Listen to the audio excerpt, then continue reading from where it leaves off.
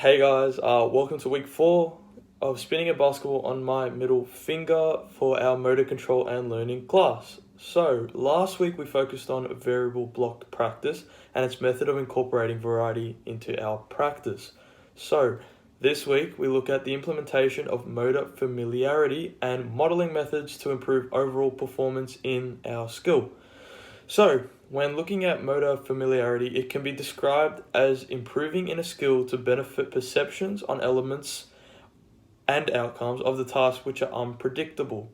Motor familiarity is directly targeted by physically completing the task to improve motor experience and memory rather than through visual learning, which we might do by watching videos and so on. So, physically completing the skill also enhances the ability for an individual to perceive future outcomes, thus benefiting motor performance. An example of this is a goalkeeper who is able to also take penalty kicks as a normal striker or player would. They are able to clearly perceive where the striker may go or the techniques involved for them to benefit in their own skill of goalkeeping, like diving. To the left, modeling. This involves the observation of an individual who either excels at the skill or is at a lower stage of learning, completing the skill, which highlights elements or actions which can be reenacted in order to be perfected so that we can perfect the skill. While models of an autonomous learning stage are able to highlight the correct actions necessary to complete the skill at a higher level of performance, which are also known as mastery models.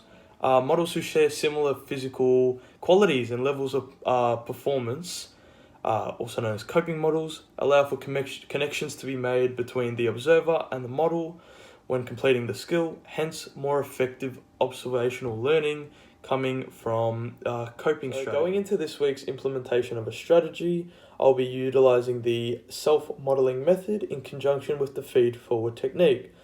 This involves utilizing myself as a model with identical features as well as an identical skill level, creating that relatability, and observing myself completing the skill at a higher level of performance repetitively, which means eliminating all those fails I'd usually show in my practice in each vlog. This allows me to mimic and provide feed-forward information, which involves statements such as I should look to use that action or technique when completing the skill next. And basically being the opposite of feedback. Feedback, you're creating judgments on your original performance or practice. So the following clips will be myself completing the skill only successfully, rather than showing any possible fails. I deem a duration of 3 seconds really of spinning the basketball on my finger to be a successful attempt. So here you go.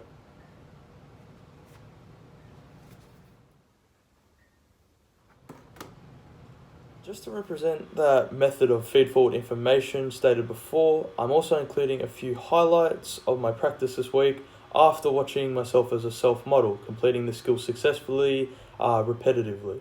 So,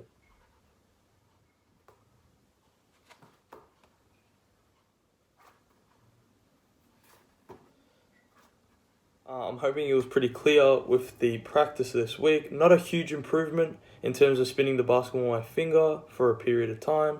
My total duration I was able to reach was around 4.5 seconds. However, I did feel more motivated after watching over myself as a model, completing the skill successfully, as well as implementing the feed-forward method.